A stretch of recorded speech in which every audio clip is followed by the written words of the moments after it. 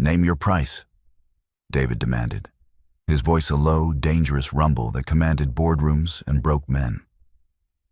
He stepped closer, casting a long, imposing shadow over the cramped, fluorescent-lit hospital waiting area. $1 million? 5? A private island? You saved my mother's life tonight, Luna. I don't like being in debt. Tell me what you want, and it's yours. Luna didn't flinch. She slowly wiped a streak of drying blood from her cheek, her cheap scrubs ruined, her exhaustion bone-deep. She looked up at the towering man and the city whispered about as the ruthless alpha king of the financial district. I want you to step aside, Mr. Sterling, she said quietly, her voice perfectly steady. You're blocking the exit, and I have a morning shift. The rain had been falling in icy, diagonal sheets when the black Lincoln Town car was violently forced off the road. Luna remembered the sound first, a deafening crunch of metal twisting against concrete, followed by the sickening shatter of safety glass raining down onto the wet asphalt like scattered diamonds. She had been 3 blocks from her apartment, nursing a lukewarm coffee after a brutal 14-hour shift in the trauma ward at St. Jude's. Her feet ached, her mind was numb, and she had wanted nothing more than the quiet sanctuary of her bed. But the instinct honed by years of emergency medicine overrode her exhaustion before her conscious mind even registered that she was sprinting toward the wreckage. The offending vehicle, a heavy, unmarked SUV, was already reversing. Its tires smoked and screeched against the slick pavement before it sped away into the stormy night. A hit and run, or, as Luna would soon come to realize, a highly targeted strike. She reached the mangled Lincoln. The driver was slumped over the wheel, unconscious but breathing, effectively pinned by the deployed airbag. But it was the back seat that made the blood in Luna's veins run cold. An elegant, silver-haired woman lay awkwardly across the crushed leather interior. Her breath was shallow, a ragged, wet wheeze, and a steady, terrifying pulse of crimson was soaking rapidly through her designer silk blouse. An arterial laceration in her arm, compounded by what looked like a severe chest contusion. "Hey, stay with me," Luna commanded, her voice slicing cleanly through the heavy drumming of the rain. She wrenched the ruined, groaning door open, uncaring as the jagged metal tore at the sleeve of her wool coat. "Look at me. Keep your eyes open." The older woman blinked, her gaze hazy and unfocused. "David," she whispered, her voice barely a frayed thread. "Call David. We'll call whoever you want. But right now, you're going to focus on breathing," Luna said. She stripped off her own coat, then unwound her thick woolen scarf. She didn't hesitate for a microsecond, wrapping the scarf tightly above the laceration on the woman's arm, using a heavy metal pen from her pocket to twist it into a brutal, makeshift tourniquet.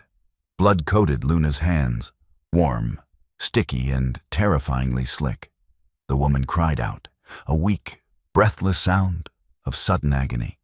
I know it hurts," Luna murmured, keeping her tone strictly level and authoritative.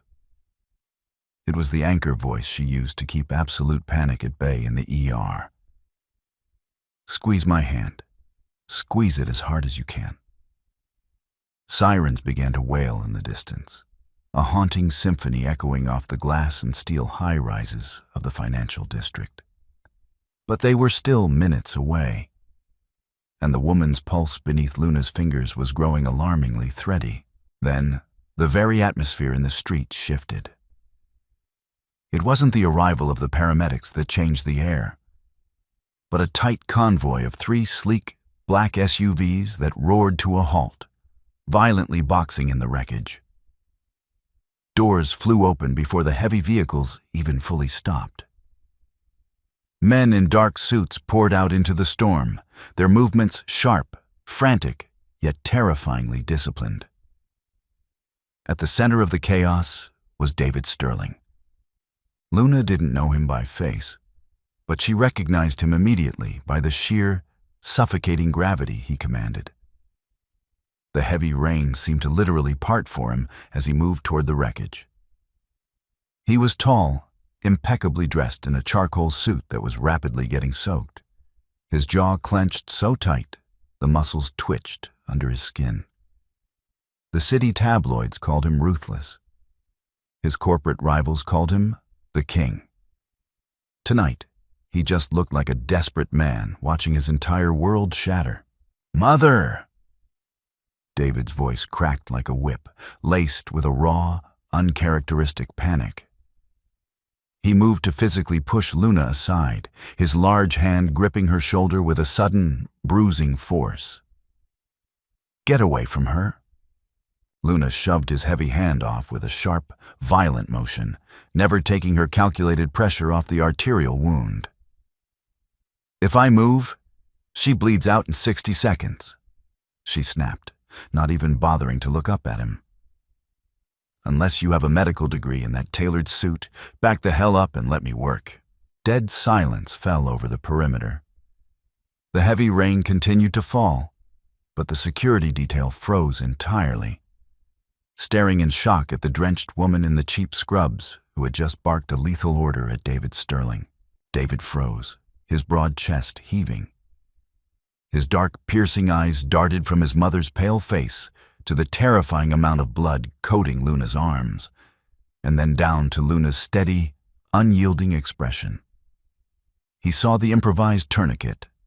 He saw the calculated, life-saving pressure. He stepped back, just half a pace, a silent, agonizing concession. "Hold on, Mother," David said, his voice dropping to a gravelly murmur. He knelt directly into the wet glass beside the door, completely ignoring the absolute ruin of his bespoke clothes. He reached out, his hand hovering over hers, seemingly afraid that touching her might break her further. The paramedics arrived seconds later, swarming the car with a chaotic efficiency. Luna gave them a rapid, highly clinical rundown of the injuries, the estimated blood loss, and the exact minute the tourniquet was applied.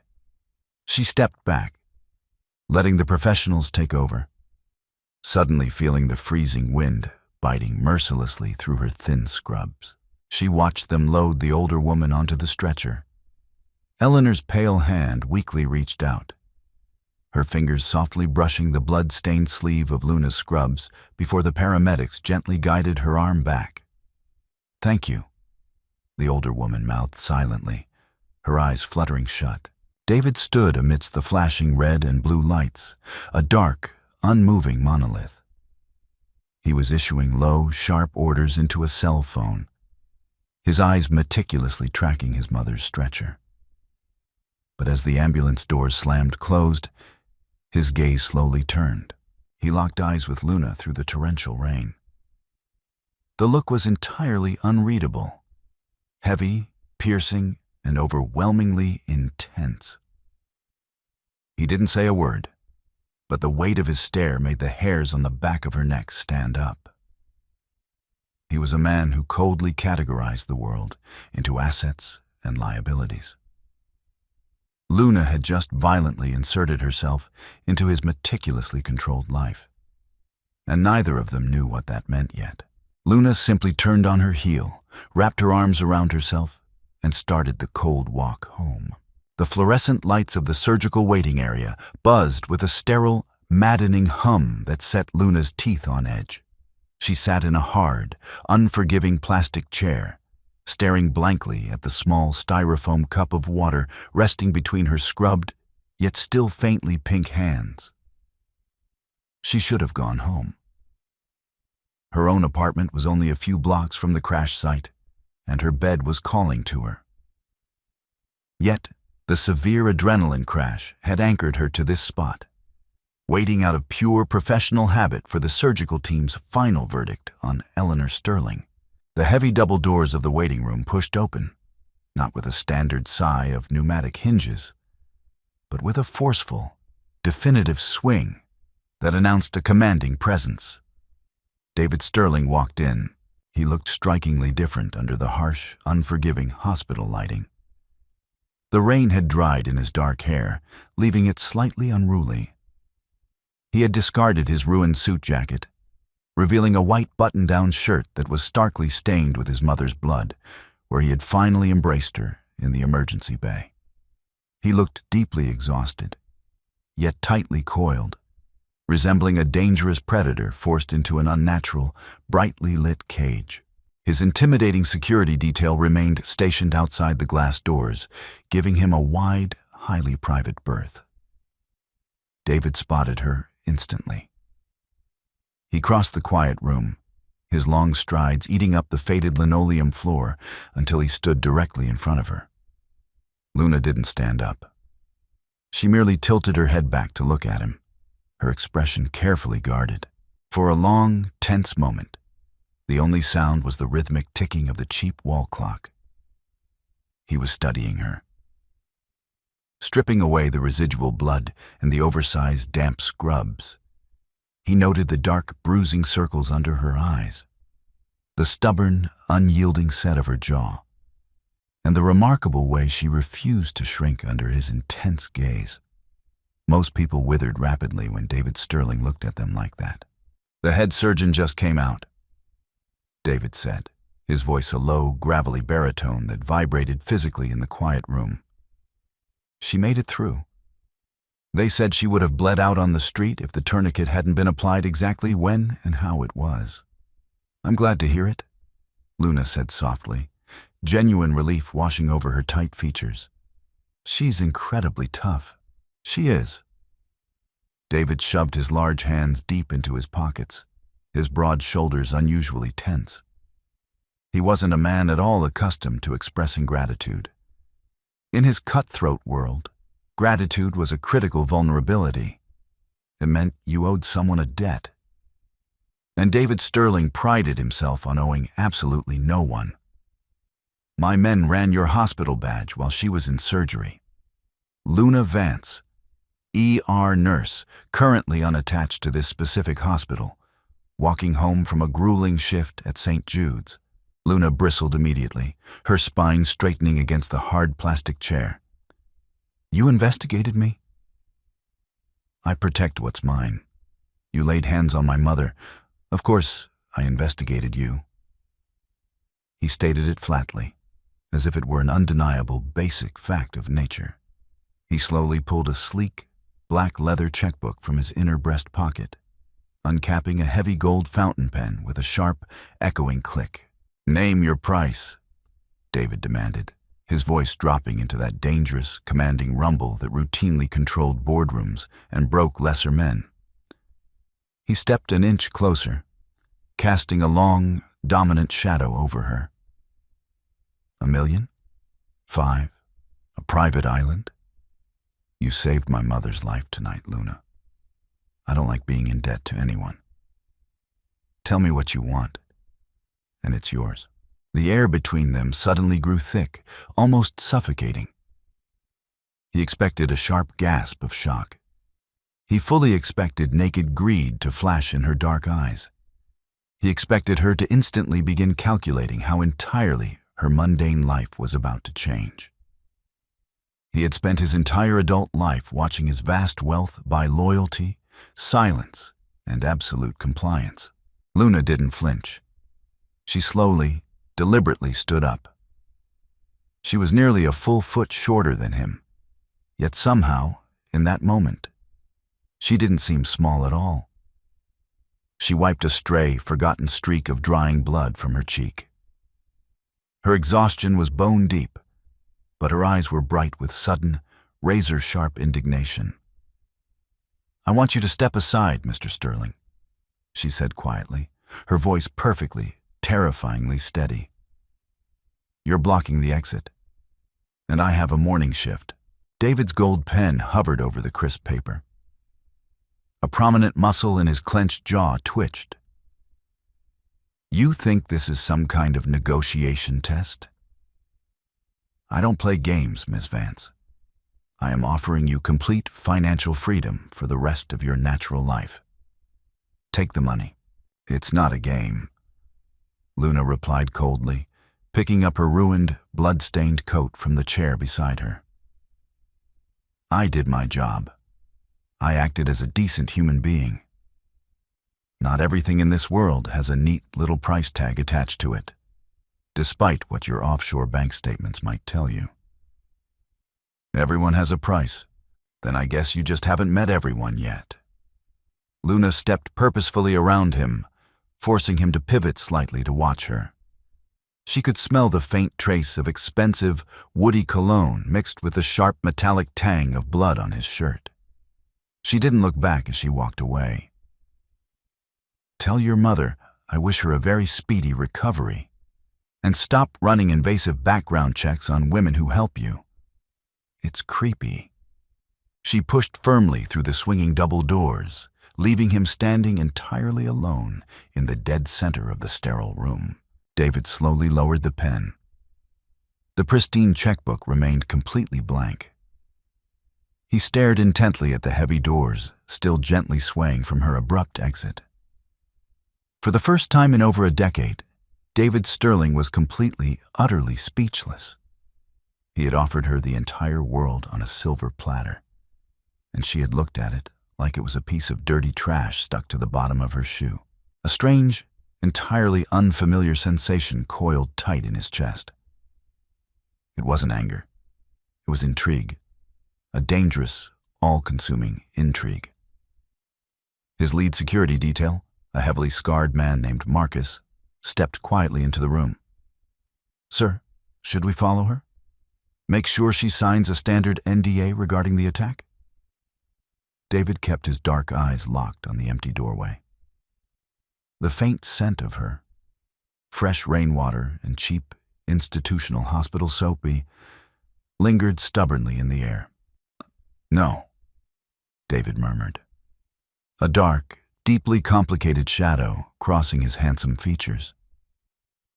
He slowly clicked the gold pen closed, slipping it back into his pocket. Leave her alone. For now.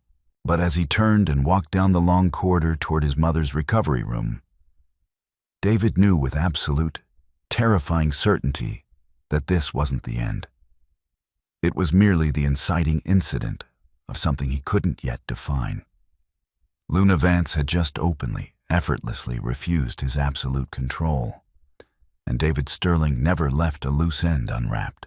The relentless, pulsing rhythm of St. Jude's emergency department was a chaotic symphony Luna knew intimately. It was a world constructed of blaring telemetry monitors, the sharp scent of industrial antiseptic, and the desperate, hurried footsteps of medical staff fighting back the tide of the city's worst nights. For 3 days following the incident with Eleanor Sterling, Luna threw herself into this grueling environment with a renewed, almost punishing vigor. She wanted to scrub the memory of David Sterling's piercing dark eyes and his blank checkbook from her mind entirely. She almost believed she had succeeded.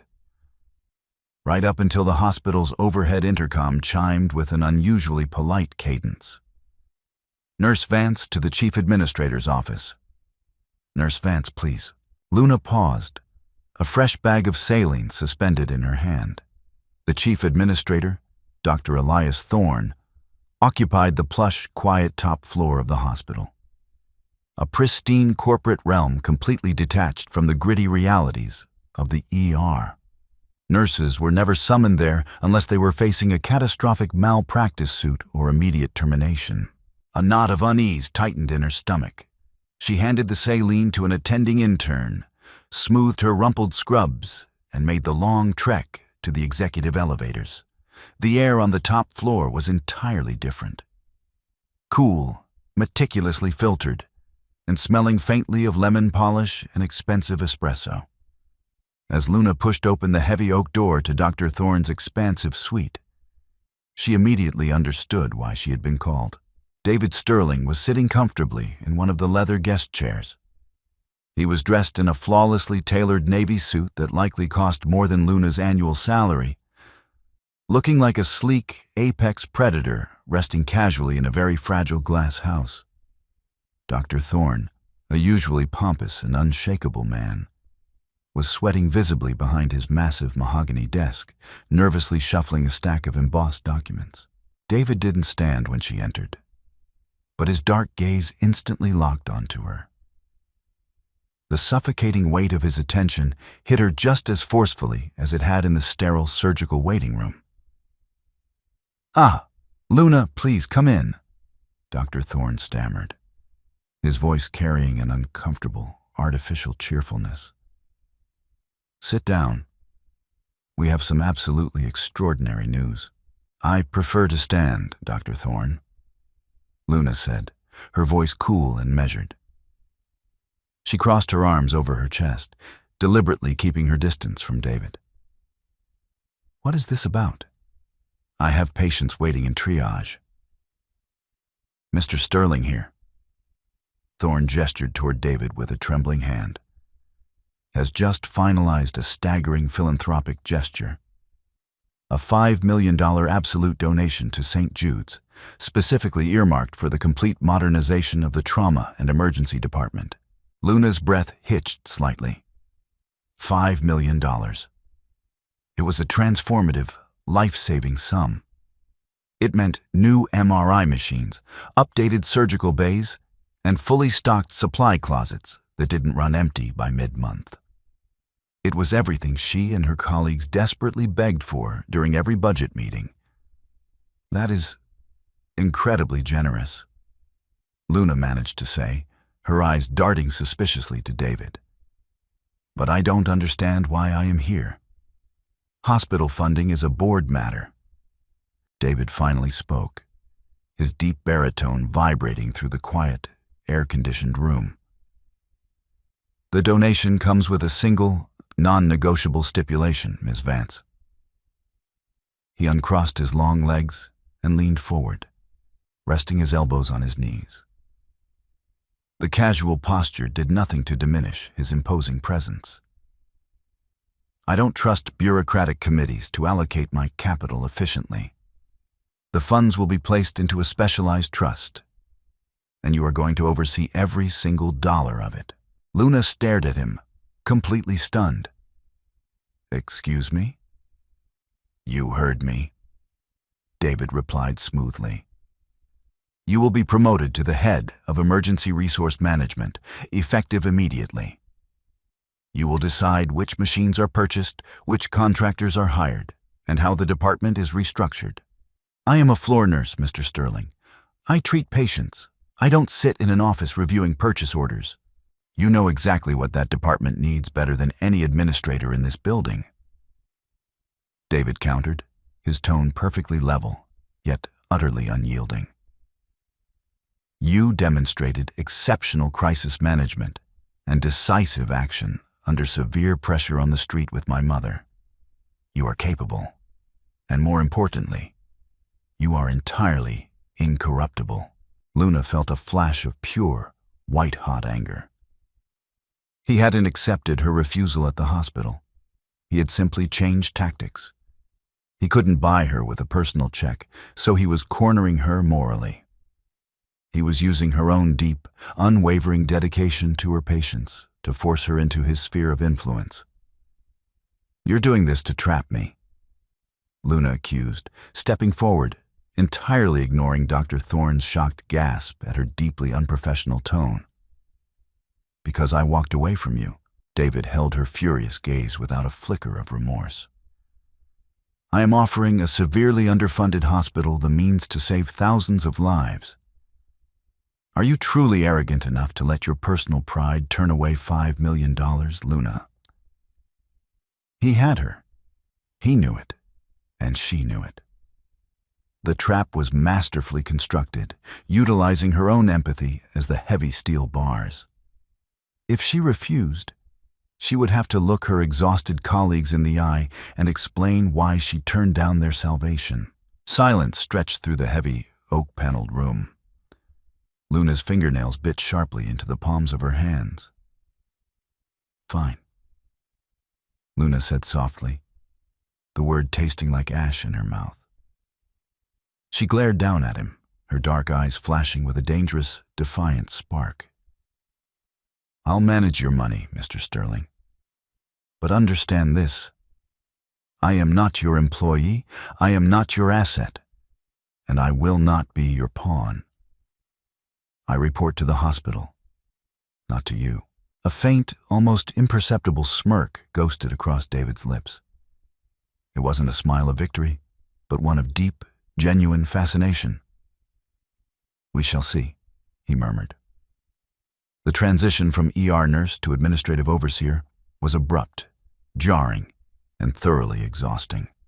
By Friday night, Luna's head was pounding with the phantom echoes of vendor negotiations and equipment spreadsheets. She left St. Jude's long after the sun had set, stepping out into the chilly, unforgiving evening air. The city was painted in harsh, flickering neon and deep, ink-black shadows.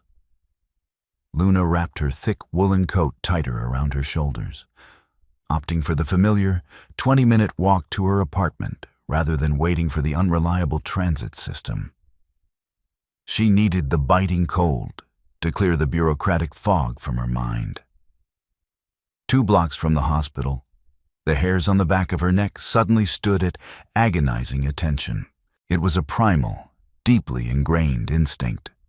The sudden, chilling sensation of being actively hunted. Luna didn't look back immediately. She kept her pace steady, but all her senses dialed up to maximum sensitivity. Over the distant wail of a siren and the low hum of city traffic, she isolated a specific sound. The heavy, slow rumble of a high-performance engine rolling at a crawl. She discreetly glanced at a reflection in the darkened window of a closed bakery.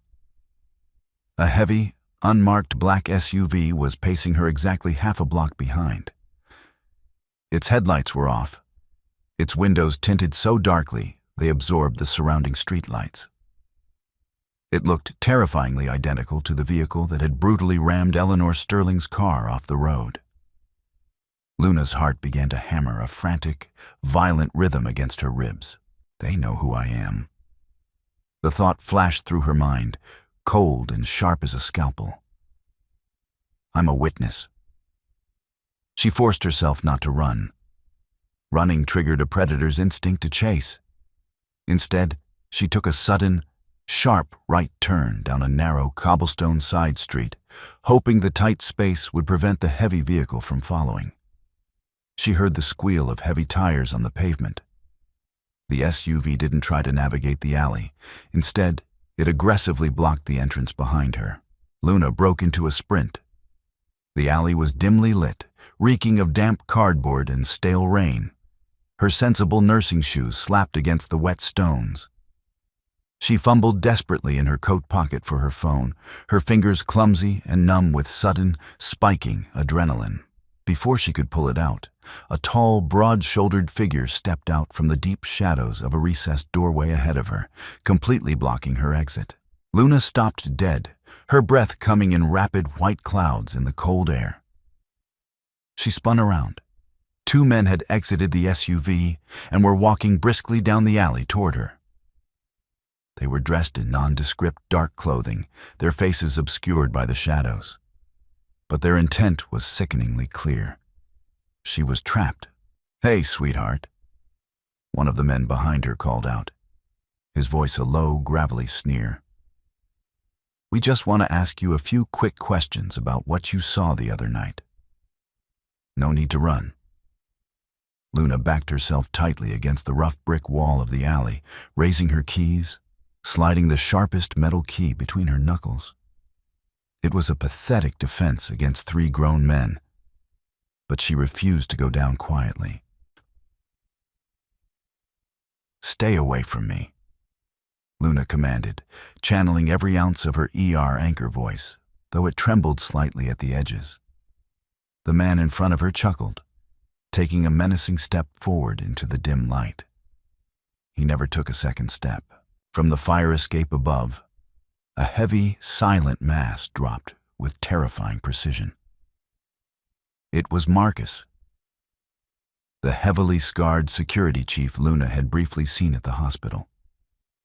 He landed directly behind the man in front of Luna, his thick arm wrapping around the assailant's throat in a lightning-fast, brutal chokehold.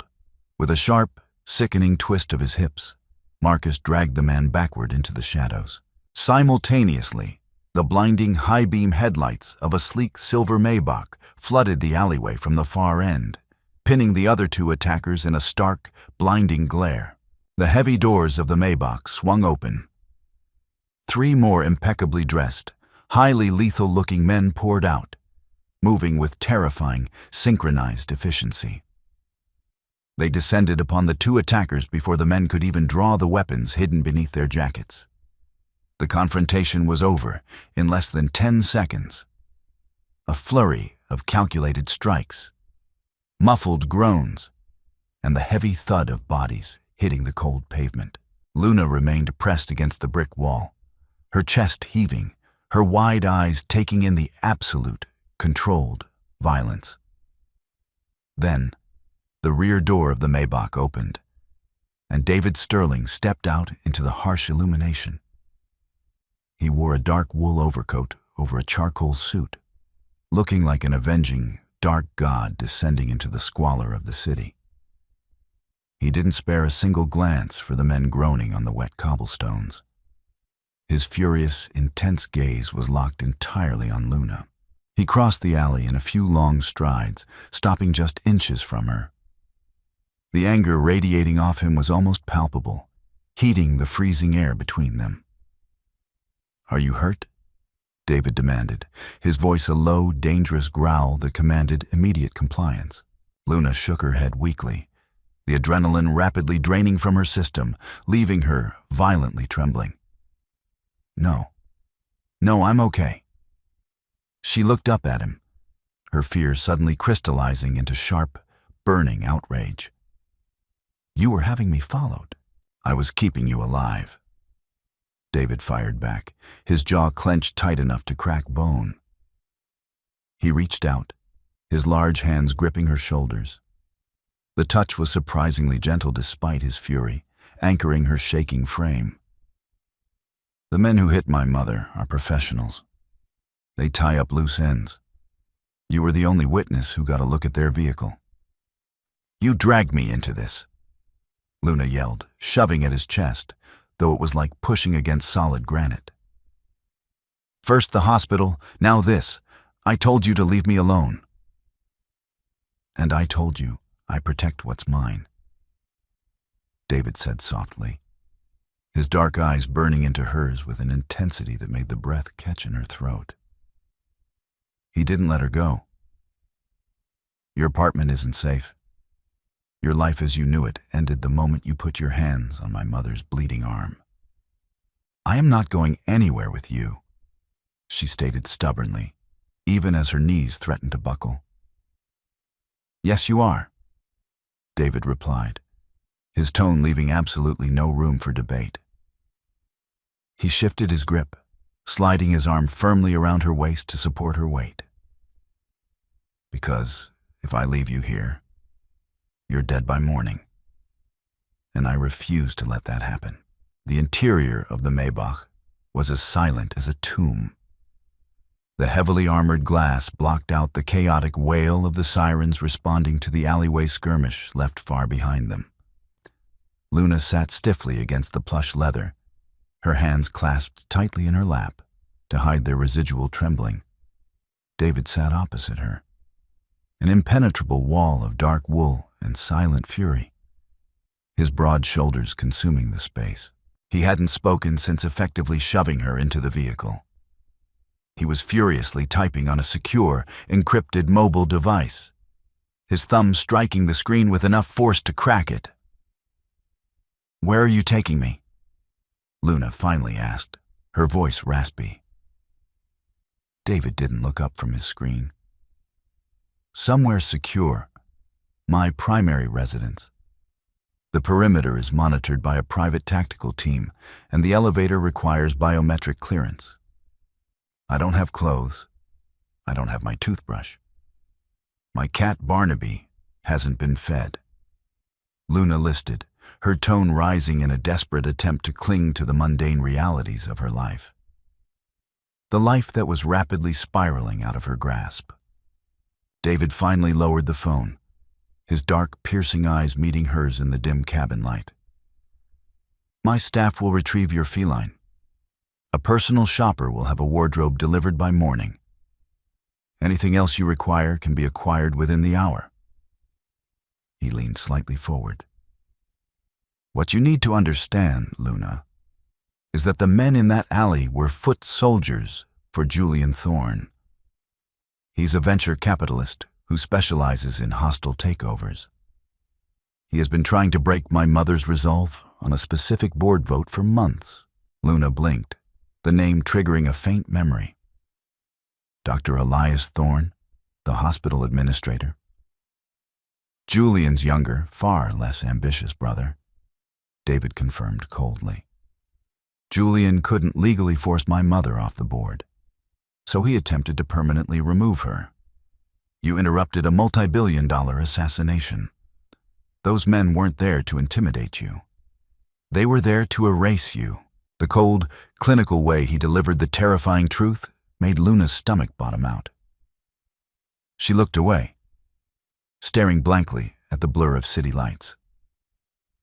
"So, I'm a prisoner in your fortress now." "You are a protected guest," David corrected smoothly, though the absolute authority in his voice blurred the line entirely. The Maybach smoothly descended into a subterranean, brightly lit parking structure beneath a towering glass skyscraper. Minutes later, the private elevator deposited them directly into David's penthouse. Luna stepped out into an expansive, breathtaking space. It was a masterpiece of modern architecture. Soaring ceilings, stark concrete pillars, and massive floor-to-ceiling windows offering a dizzying, panoramic view of the city skyline. Yet, despite the undeniable luxury, the air felt sterile. There were no photographs, no personal touches, no signs of warmth. It was a fortress of solitude disguised as a billionaire's playground. David shed his overcoat, tossing it carelessly over a minimalist slate sofa. He walked straight to a sleek glass bar, pouring 2 fingers of amber liquid into a heavy crystal glass. He downed it in a single, sharp swallow. "There are 3 guest suites down the east corridor," David said, his back still turned to her. "Pick whichever you prefer. Marcus will be stationed at the elevator doors." Luna remained stubbornly near the entrance, her arms crossed tight over her chest. "How long, David?" The use of his first name, spoken with such exhausted defiance, made him pause. He turned slowly, leaning his hip against the bar. He looked exhausted, the adrenaline finally leaving his system to reveal the heavy toll of the past few days. "Until Julian Thorne is legally neutralized," David answered quietly. "My legal team and private investigators are compiling the evidence from tonight's attack. It will take time to build an airtight RICO case that the district attorney cannot ignore. I am a nurse," Luna stated, taking a slow step toward him. Her fear was beginning to burn away, replaced by the familiar, stubborn fire that defined her. "I save lives. I don't hide in glass towers while other people fight my battles. I accepted your absurd promotion, but I refuse to sit here like a terrified bird in a cage." David set the crystal glass down with a sharp clack. In 2 long strides, he crossed the room, stopping mere inches from her. He was so close she could feel the heat radiating from his chest. "You don't understand the rules of this game, Luna," David murmured, his voice dangerously soft. "People in my world do not play fair. They exploit vulnerabilities. And right now, you are the most glaring vulnerability I have." Luna tilted her chin up, refusing to back down from his imposing height. "I am not yours to be vulnerable about." "You saved my mother," David said, his jaw tightening, his dark eyes tracing the stubborn line of her jaw. "That makes you my responsibility, and I do not fail my responsibilities. You will stay here. You will be safe. That is not a request." Luna stared into his unyielding eyes, seeing the deep, fractured fear he tried to mask with ruthless authority. She saw a man terrified of losing the people he cared about. "I'll stay tonight," Luna whispered softly, diffusing the explosive tension with a measured, clinical calm. She watched a flicker of surprise cross his features. "But tomorrow, I am going to work. You can send your army with me if you must, but you will not stop my life." She turned and walked down the east corridor without waiting for his permission, leaving the Alpha King standing alone in the vast, echoing silence of his own making. Morning arrived with the muted, elegant hum of city traffic filtering through the thick glass of the penthouse. Luna awoke in a bed large enough to sleep a family of 4, the sheets woven from impossibly soft Egyptian cotton. True to David's word, Barnaby the cat was sleeping soundly at the foot of the bed, entirely unbothered by his sudden elevation in real estate. On a sleek chair nearby sat a row of garment bags, housing a meticulously curated selection of professional attire. Luna ignored the designer dresses, opting for a crisp, tailored black suit that felt like modern armor. She pinned her dark hair up in a severe, no-nonsense twist.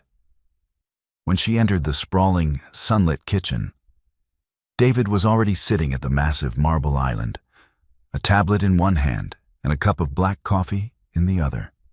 He wore a perfectly tailored gray suit, looking sharp, composed, and entirely unfazed by the previous night's violence. "Marcus will drive you," David said without looking up from his screen. "He will remain with you at all times. If you leave the administrative floor, he follows." "Good morning to you too," Luna replied dryly, pouring herself a cup of coffee. She leaned against the marble counter. "I don't need a bodyguard to review supply manifests. You require a bodyguard to breathe the air outside this building," David countered calmly, finally meeting her gaze. A brief, unreadable spark flashed in his dark eyes as he took in her sharp, professional appearance. "Do not argue with Marcus. He lacks my infinite patience." An hour later, Luna found herself back at St. Jude's, ensconced in a surprisingly plush office that smelled of fresh paint. True to David's warning, the imposing, heavily scarred Marcus stood like a silent gargoyle outside her frosted glass door. Luna booted up the high-end computer on her desk. She had $5 million of David Sterling's money to allocate, and she intended to use every single cent to fortify the emergency department. But as she began cross-referencing the hospital's current supply contracts with their astronomical failure rates, an icy knot formed in her stomach. It wasn't just administrative incompetence. The shortages that plagued St. Jude's, the lack of IV fluids, the broken monitors, the inexplicably delayed shipments of vital surgical tools were entirely systemic. Luna pulled up the master vendor ledger, her eyes scanning the dense rows of data. Almost 70% of the hospital's critical supplies were funneled through a single, recently acquired logistics firm, Apex Medical Supply. Frowning, Luna opened a secondary browser window and ran a deep background search on Apex Medical. It was a labyrinth of corporate jargon and parent companies. She clicked through 3 layers of shell corporations, her mind working with the same rapid diagnostic precision she used in a trauma bay. She hit the final, originating parent company, Thorn Global Holdings. Luna stopped breathing. Her hand froze over the mouse. Julian Thorn, the man who ordered the hit on Eleanor Sterling, the man whose brother, Dr. Elias Thorn, was the chief administrator of this very hospital. The pieces snapped together with a terrifying, violent clarity. St. Jude's wasn't simply failing. It was being intentionally strangled. Julian Thorne was using his brother's position and his own logistics company to systematically bleed the hospital dry, likely driving it toward bankruptcy so his venture capital firm could buy the prime city real estate for pennies on the dollar. And David Sterling's massive, sudden donation had just inadvertently saved the hospital from the brink, completely destroying Thorne's elaborate scheme. Luna's heart hammered against her ribs. She wasn't just a random witness anymore. By accepting this job and taking control of the funding, she had unwittingly placed herself directly between a ruthless corporate predator and his multi-million-dollar prize. The heavy, frosted glass door of her office suddenly swung open. Luna jumped, her hand instinctively flying to her chest. Dr. Elias Thorne stood in the doorway, his usually pompous demeanor replaced by a strained, slick smile that didn't reach his cold, nervous eyes.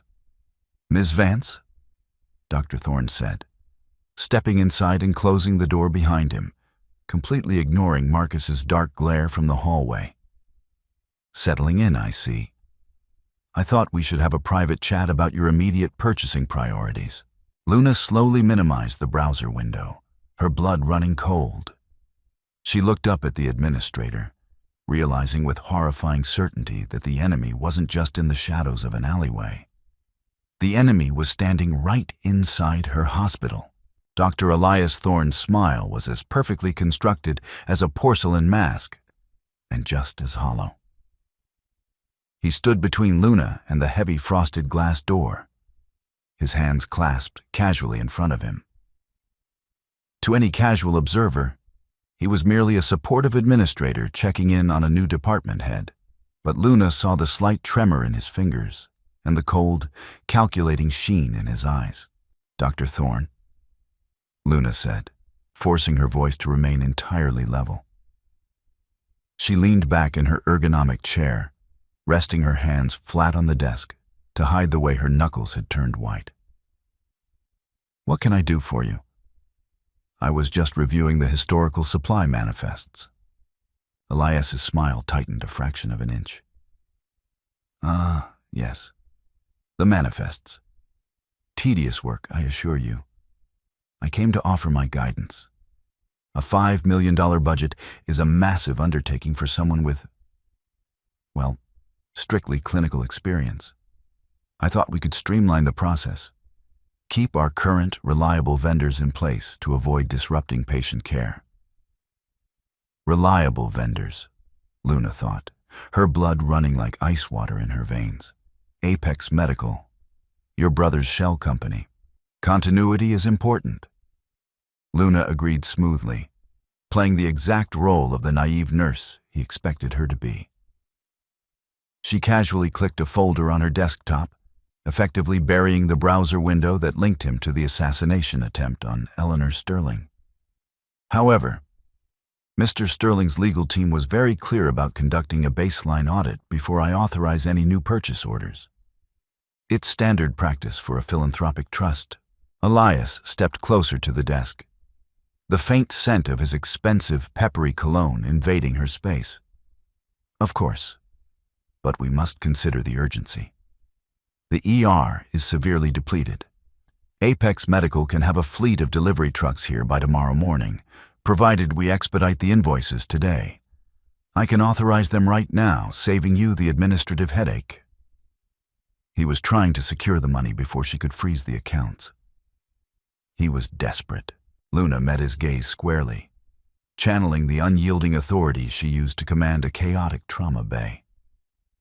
"I appreciate the offer, Dr. Thorne, but I cannot sign off on an expedited invoice when Apex Medical has a documented 30% failure rate on sterile equipment delivery over the last fiscal quarter.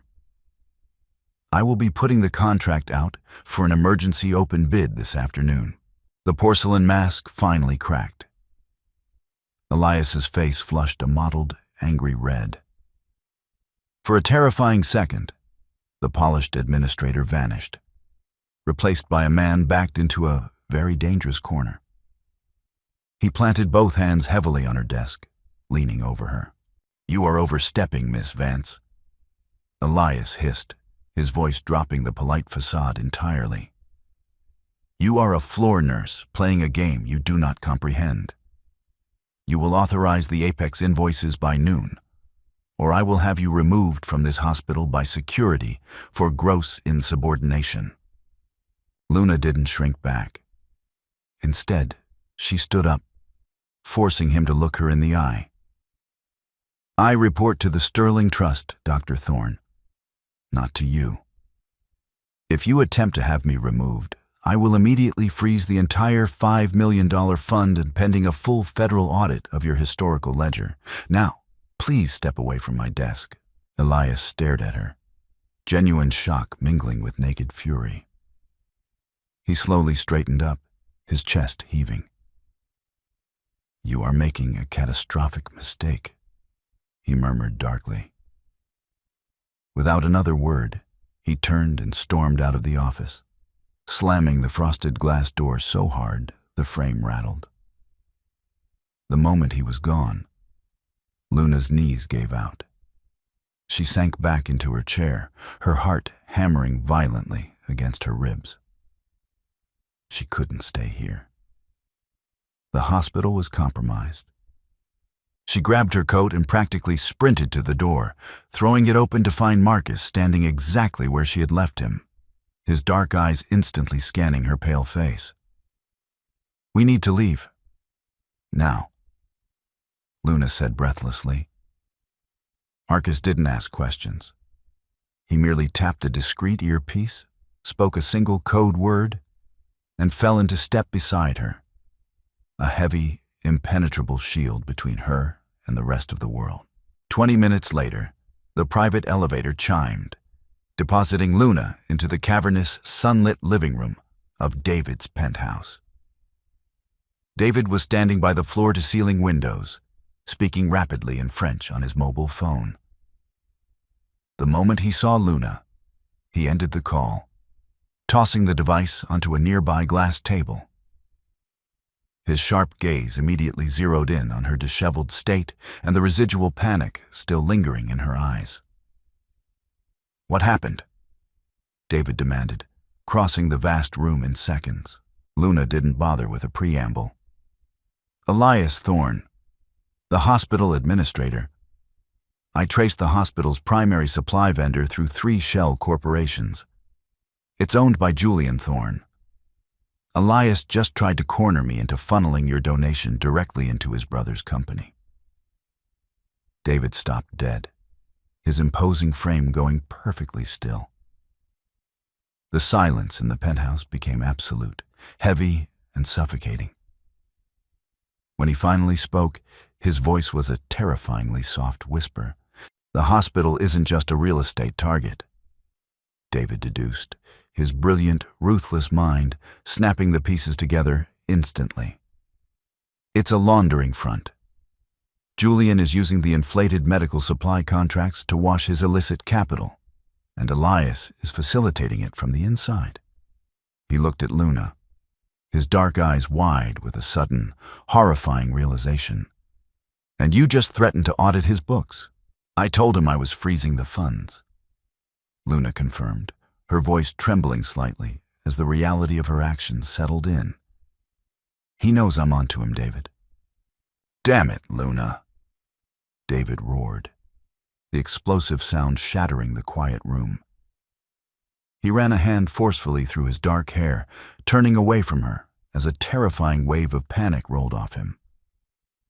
"I told you to review equipment, not play amateur detective. You just painted a target on your back for a man who tried to murder my mother in cold blood." "I am trying to save my hospital," Luna fired back, her own fear turning to defensive anger. "I couldn't just hand him your money." David spun back around, closing the distance between them until he was mere inches away. His chest heaved beneath his tailored shirt.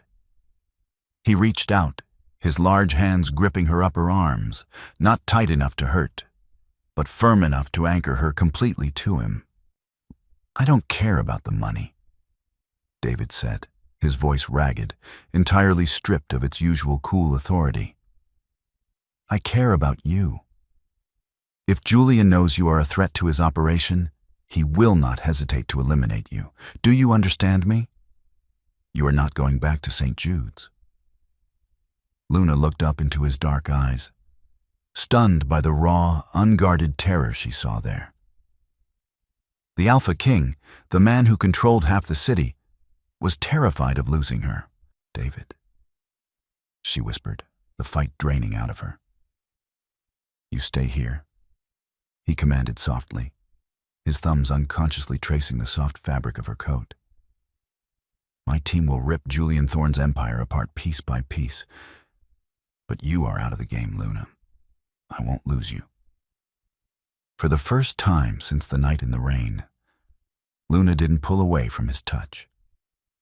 She simply nodded, allowing the heavy, complicated truth of his words to settle between them. Thank you so much for reading She Saved the Alpha King's Mother and Became the One Thing He Couldn't Control. If you enjoyed this journey of high-stakes tension, unwavering bravery, and fierce romance, please like, share, and subscribe to our channel. Leave a comment below letting us know your favorite moment, and stay tuned for more dramatic, original stories coming soon.